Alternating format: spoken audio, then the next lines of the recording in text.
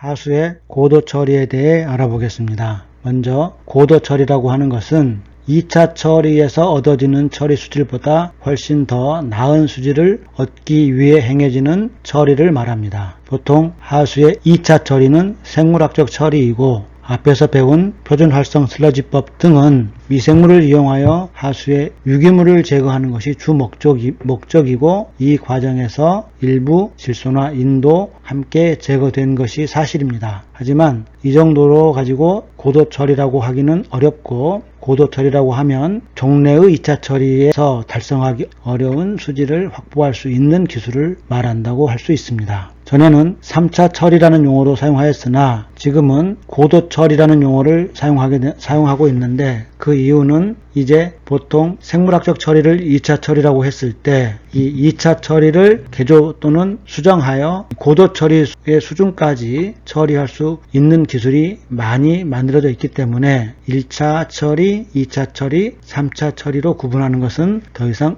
의미가 없어지고, 처리 수질을 기준으로 해서 특별히 2차 처리보다 월등히 좋아지면 이를 고도 처리라고 할 수 있습니다. 고도 처리를 도입하는 배경입니다. 먼저 방류 수역의 수질 환경 기준이 이제 기존의 2차 처리만으로는 달성하기 어려운 경우가 많이 생겼습니다. 두 번째, 만약 방류 수역이 폐쇄성 수역인 경우라면 이 지역의 수질 환경 기준 이하로 처리수가 방류되어도 부영양화가 일어나기 쉽습니다. 따라서 질소나 인 등 부영양화 유발 물질을 기준보다 훨씬 더 낮게 설정할 필요가 생겼습니다. 세 번째, 방류 수역의 이용도 향상입니다. 물을 사용하고자 하는 또 용도가 늘어나면서 또 방류 수역이 깨끗해야만 또 여러 가지로 활용할 수 있는 부분이 많아지기 때문에 방류 수역을 보다 깨끗하게 유지하기 위해서 고도 처리를 도입합니다. 마지막으로 처리수 재이용입니다. 하수 처리수를 하천 유지용수 혹은 도시용수 등으로 재이용하는 경우가 많고, 처리수를 재이용하기 위해서는 이제 2차 처리수 이상의 높은 수질이 필요하게 되었습니다. 하수의 고도 처리라고 하는 것은 주로 하수의 처리 대상 오염물질이 BOD, COD,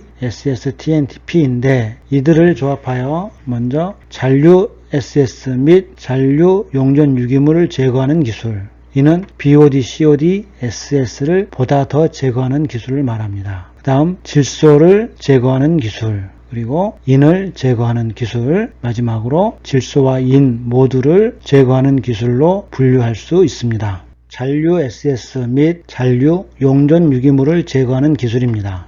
첫 번째로 급속 여과법이 있습니다. 이미 배운 바와 같이 급속 모래 여과는 상수에서 먹는 물을 생산할 때 고온 모래로 층을 만든 후 물을 통과시켜 매우 미세한 입자들을 제거하는 그러한 방법이 급속 여과법이었습니다. 이 급속 모래 여과법을 하수를 통과시키면 하수 역시 매우 깨끗한 수준의 처리수를 얻을 수 있는데, 상수의 급속 여과법이 하수에 도입되면 하수의 고도 처리 기술이 된다 할 수 있습니다. 하수의 급속 여과는 먼저 2차 처리수를 여과하는 방식으로 진행되고, 여기에 상수와 마찬가지로 급속 모래 여과법을 채택합니다. 상수 모래 여과와 다른 점은 상수도의 급속 여과는 여과 속도가 120m/day, 그리고 모래의 유효경이 약 0.6mm인 반면에 하수의 급속 여과법은 여과 속도가 이보다 빠른 300m/day 이하로 더 여과 속도가 빠르고, 사용하는 모래의 유효경 역시 1 내지 2mm로 상수 모래보다는 훨씬 더 굵은 모래를 사용하여 더 빨리 여과하는 것이 특징입니다. 여과 방식은 상향류식도 있고 하향류식도 있습니다. 또 중력식으로 여과하는 방식도 있고, 압력을 가해서 모래로 여과시키는 방법도 있습니다.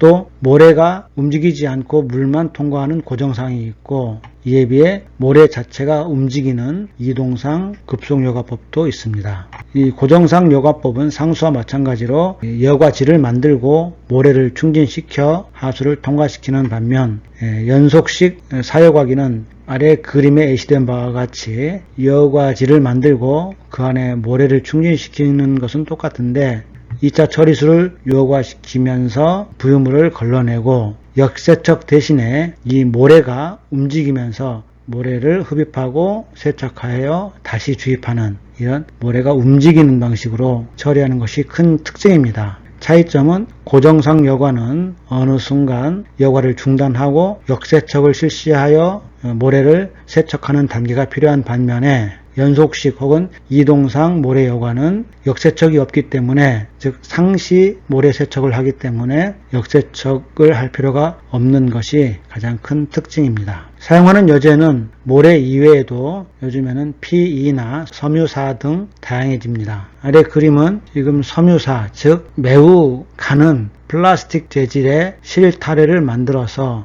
이 실타래로 이 촘촘한 공극을 형성한 후 2차 처리수를 여과하는 섬유사 여과 장치를 보여주고 있습니다. 모래 여제 대신에 섬유사를 씀으로써 이 섬유사의 팽창과 수축을 이용하여 여제의 간격을 조정하고 또 세척이나 유지 관리를 보다 쉽게 하는 이러한 장점이 있습니다. 잔류 부유물질을 제거하기 위한 기계식 표면 여과기가 있습니다. 이 그림에서 보는 바와 같이 디스크 필터 혹은 섬유여제 디스크 필터 등이 있는데, 섬유 또는 디스크로 만든 매우 공극이 작은 판을 만들고 2차 처리수에 침지시켜 부압으로 이 처리수를 빨아내는 방식으로 여과하는 방식입니다. 여제 표면 여과기 표면에 붙은 찌꺼기 부유물질들은 시간이 지나면 반대로 안에서 바깥쪽으로 압력을 가해서 공기압으로 찌꺼기 또는 부착된 슬러지를 털어내게 됩니다. 활성탄 흡착은